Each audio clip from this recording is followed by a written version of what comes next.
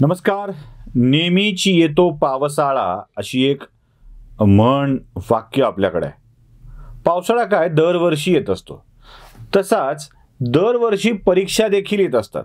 म्हणजे अगदी प्रत्येक वर्षाची परीक्षा प्रत्येक वर्षी येत असते. या परीक्षेमधले घोळ सुद्धा ठरलेले असतात. पण अलीकडच्या काळामध्ये परीक्षेतल्या घोळांपेक्षा परीक्षा न होण्याचेच घोळ अधिक वाढले आहेत. तुम्हाला ते MPSC परीक्षेमधली एक आत्महत्या आठवत असेल. एका मुलानं आत्महत्या केली होती आणि त्याच्या आईनं काही प्रश्न सरकारला विचारले होते. आठवतंय? नाही आठवत आहे? असंच आहे, आपली विस्मरण शक्ती खूप दांडगी झाली आहे. आत्महत्या केलेल्या मुलाची आई सरकारला प्रश्न विचारत होती. काय प्रश्न विचारत होती तुम्ही ऐका. मंत्र्याच्या मुलाने आत्महत्या करावी मग त्याशिवाय कळणार नाही सरकारला की आत्महत्या काय असते, मुलगा जाण्याचं दुःख काय असतं. करत नाही कळणार. यांची भांडणं नसते, यांची भांडणं. काय चाललंय जगात त्यांना काय घेणं देणं नाही. कोण किती सुरतंय, कोण काय करते काय नाही, फक्त राजकारण. हा प्रश्न मनाला विदीर्ण करून जातो. एवढ्यावरच काम भागत नाहीये. म्हणजे हा प्रश्न आपण विसरून गेलोत, ती आत्महत्या आपण विसरून गेलोत. आता काहीतरी अजून नवं घडतंय, ते अजून स्फोटक असणार आहे. आणि काही मुलांनी अजून सरकारला प्रश्न विचारलाय. काय प्रश्न आहे तोही एकदा बघून घ्या.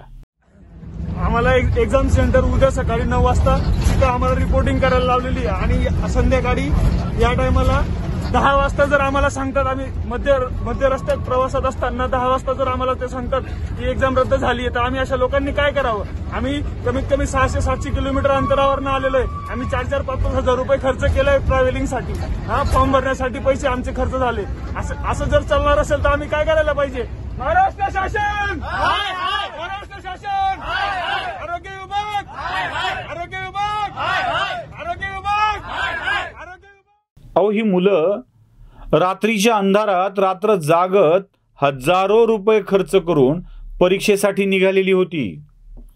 अचानक यांना समजतं की आपली परीक्षाच पोस्टपोन झाली आहे. त्या घरात, ज्या घरात ही पोरं राहतात जगतात, त्या घरातल्या मायमाऊलीनी बापानं काम केल्यावर बसच्या भाड्या इतके पैसे जमा होतात. बस स्टँडवर अंघोळ करावी लागते आणि आहे ते कपडे घालून परीक्षेला जावं लागतं. केवळ बसच्या भाड्या इतकेच पैसे जवळ असतात. भूक लागली तर जेवायला पैसे नसतील तर केळी खाऊन दिवस काढावे लागतात. कोणत्याही मोठ्या शहरात बघा, ज्या दिवशी अशा परीक्षा असतात त्या दिवशी केळीच्या गाड्यावरची गर्दी आणि केळीची विक्री वाढलेली असते. याचं कारण केळी पोट भरते आणि खिसा हलका करत नाही. जेवायला लागण्या इतके पैसे सुद्धा या पोरांच्या हातामध्ये नसतात. सरकार इतकी भोंगळ व्यवस्था करतं की या पोरांना परीक्षा रद्द झाली आहे याची माहिती ते परीक्षेच्या स्थळावर येईल त्या वेळेला दिली जाते. आरोग्य विभाग परीक्षांमधला इतका घोळ करत आहे की याच घोळामुळं अनेक पोरांचं मोठ्या प्रमाणावर आर्थिक नुकसान झालंय.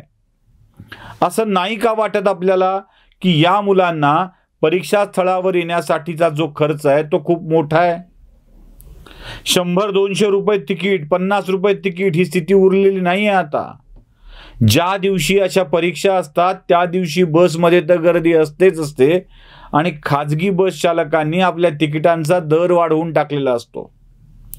औरंगाबाद सारख्या ठिकाणी मराठवाड्यातल्या कोणत्याही जिल्ह्याच्या ठिकाणाहून यायचं असेल, विशेषतः उस्मानाबाद, लातूर, नांदेड अशा ठिकाणाहून येण्या जाण्याचा खर्च 1000 रुपयाच्या घरात जातो. अशा स्थितीत सुद्धा ही मुलं मायबापांनी कष्ट करून रोज 200-300 रुपये रोजानं जाऊन कमवलेले पैसे, पोटाला चिमटा काढून कमावलेले पैसे, शिल्लक ठेवलेले पैसे घेऊन परीक्षेसाठी येत असतात. डोळ्यात एक स्वप्न असतं, ही परीक्षा पास झालो, कॉल आला तर कदाचित महाराष्ट्राच्या आरोग्य विभागात भरती होऊ, आपल्या घराचं आरोग्य सांभाळू, आपल्या घराचं आर्थिक आरोग्य सांभाळू, पण ते सरकार होऊ देत नाही आहे. आज खर्च झालेले पैसे उद्या पुन्हा जमा करायचे असतील तर त्या पोराच्या आईची आणि पोराच्या बापाची अवस्था काय होत असेल याचा विचार ही सरकारी यंत्रणा करते का? ज्या यंत्रणेला तुम्ही ही परीक्षा द्यायला सांगितलंय, घ्यायला सांगितलंय, ती यंत्रणा सक्षम आहे का? का ती यंत्रणाच घोळ करते आहे? ती ब्लॅकलिस्टेड आहे म्हणे, आणि असेल तर त्यांनाच परीक्षा घ्यायला का लावल्या गेलं? याआधी देखील आरोग्य विभागाने घेतलेल्या परीक्षा अशा स्वरूपामध्ये फेल गेलेल्या होत्या. अनेक पोरांवरती कारवाई करण्यात आली होती, अनेक लोकांवरती कारवाई करण्यात आली होती, आणि तरीही या परीक्षा पुन्हा त्याच यंत्रणेकडून घ्यायला लावून परत त्या रद्द करून सरकारनं काय साध्य केलंय? MPSCच्या परीक्षेच्या बाबतीतही सरकारनं हेच धोरण स्वीकारलं. वेगवेगळ्या स्पर्धा परीक्षांच्या बाबतीतही सरकार हेच धोरण स्वीकारतं आहे. परीक्षा घ्यायची वेळ नक्की करायची, पोरांना अभ्यास करायला लावायचा आणि मग अचानक ती रद्द करायची. जरा राज्याच्या मंत्र्यांनी आपापल्या भागातली किती मुलं या परीक्षेच्या तयारीसाठी किती खर्च करतात याचा अंदाज घ्यावा. अहो, जागोजागी आमचं भविष्य भलं होईल म्हणून लोकांनी जे दुकानं थाटली, जे क्लासेस चालवलेले आहेत ना, त्याची फीस किती आहे, त्या पोरांना पैसे किती भरावे लागतात, शहरात जाऊन राहण्याचा खाण्याचा खर्च किती आहे याचा अंदाज सुद्धा हे सरकार करत नाही का? ही टीका नाही आहे, म्हणजे हे टीका करतोय, शिव्या घालतोय, सरकारवर आक्षेप व्यक्त करतोय असला प्रकार नाही आहे हा. ही विनंती आहे. मायबाप पोटाला चिमटा काढून पोराला शिकायसाठी, भवितव्य घडवण्यासाठी ठेवतात. सरकार मायबाप तुम्ही पण लक्षात घ्या. त्यांचे मायबाप त्यांची काळजी घेतात, तुम्ही त्यांच्या मायबापाचे मायबाप होऊन त्याची काळजी घ्यायला पाहिजे. पण एका फटक्यासरशी तुम्ही परीक्षा रद्द करता आणि मग पोरांना नव्याने संघर्ष करायला लावता. ST बसमधला तो मुलगा कशा स्वरूपाचे प्रश्न विचारतोय, कशा स्वरूपाच्या गोष्टी बोलतोय जरा नीट तपासून बघा. त्याच्या आईबापांनी त्याला दिलेले पैसे किती कष्टातून दिले असतील त्याचा विचार करा. हजारो पोरांच्या पैकी काहीशे पोरांची निवड तिथे होणार आहे. हजारो पोरांचा खर्च तसाही वाया जाणारच आहे, पण ज्यांची निवड होणार आहे त्यांचाही वाया जाणार आहे. हे आपण का विसरतोय? परीक्षा घेण्यातल्या या गडबडी मायबाप सरकारनं बंद कराव्यात आणि पोरं मरायची वाचवावीत. आता पोरं मरण्यापेक्षा त्यांची मायबाप देखील मरतील अशी स्थिती सरकार आणू पाहतंय का? एवढा एकच प्रश्न अॅनालायझरच्या माध्यमातून मला सरकारला विचारावासा वाटतोय. धन्यवाद.